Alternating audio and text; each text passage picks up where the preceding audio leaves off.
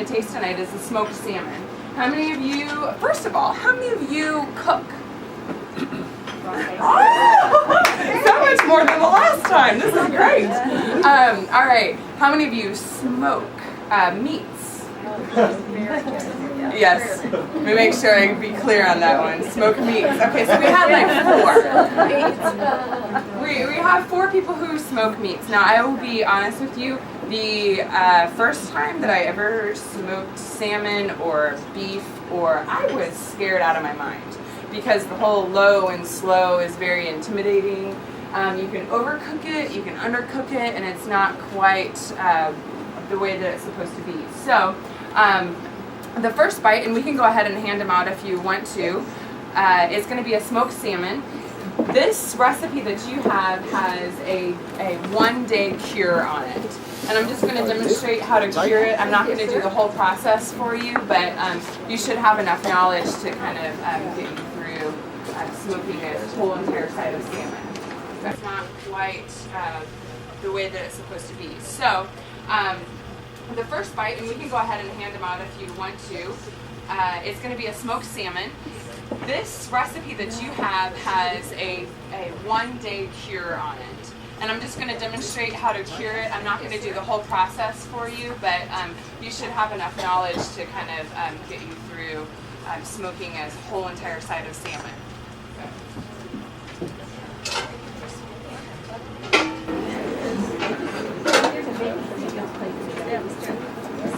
Okay.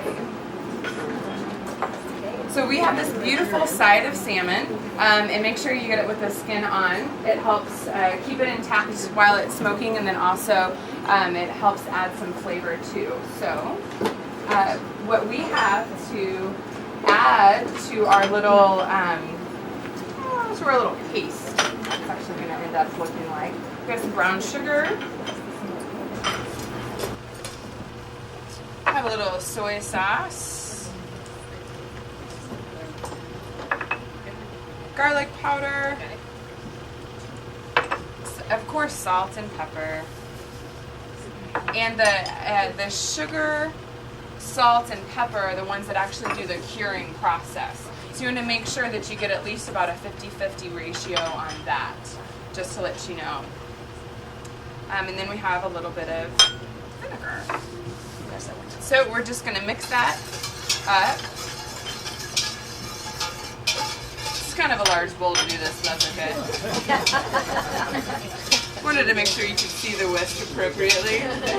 All right. And the easiest way to do this, the recipe is for, I think, 2 sides of salmon. You can do this with one side with how I'm showing you right now. You just cut it in half. And you want to coat the salmon really well. Both sides? Yes, you're going to get both sides. And then how you keep it in your refrigerator is just like this. And you're going to wrap it extremely tight. So you put the flesh together. You'll wrap it extremely tight with some saran wrap and keep it in the refrigerator overnight. 12 to 24 hours is the best time frame for you to have it in. And then we get to do the fun thing, is smoke it. So I have here a stovetop smoker. You do not have to go and buy a ginormous smoker that you keep outside on your patio because it's so obtrusive. And I actually got this one from Ambrosi Brothers. It's very easy. We're going to use this later on today, so I will just kind of show you the mechanics of it, and then we'll really get to use it later on this evening. So obviously you have the parts. You have the lid, imperative, and this lid slides all the way off. You have a rack like this that comes out. Make sure that all of your meats or cheeses, whatever you're smoking, does not sift through the grate. If it does, like if it's too small for this rack, then you want to cover the rack with foil. It'll still, the smoke will kind of bellow out and get the same effect on it. And then you have this lovely little tray that pops out, and this is where you're going to put your wood chips. Now, the most important thing for wood chips is Number one, your flavor. What do you like? These are applewood. I love applewood smoking anything. It would be great.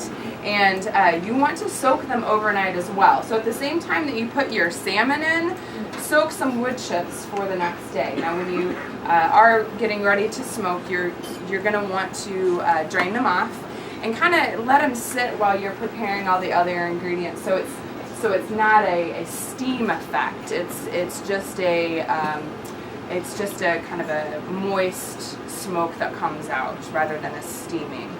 And all you will do is sit this right back in, put your grate on top, cover, and turn on your flame. Wait till it smokes, put in your protein, and you got a little stovetop smoker. It works brilliant. So I have one of these at my home. It works great. If you ever like smoked scallops, awesome. Definitely use it.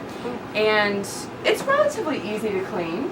I'm not gonna lie. I mean, how much do you really like to clean a grill outside? So this is a little bit easier in comparison to that. But just keep it in mind. It's a great product to get.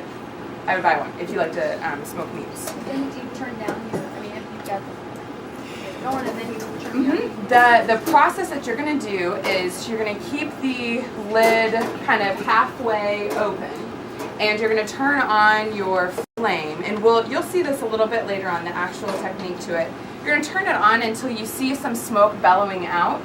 That's when you put in your item that you're smoking, and then you close the lid. And just let it go. You'll kind of turn it to a low heat, or if you have a really good smoking effect on, you'll even turn it off. The residual heat will stay within this little smoker. So it's so easy.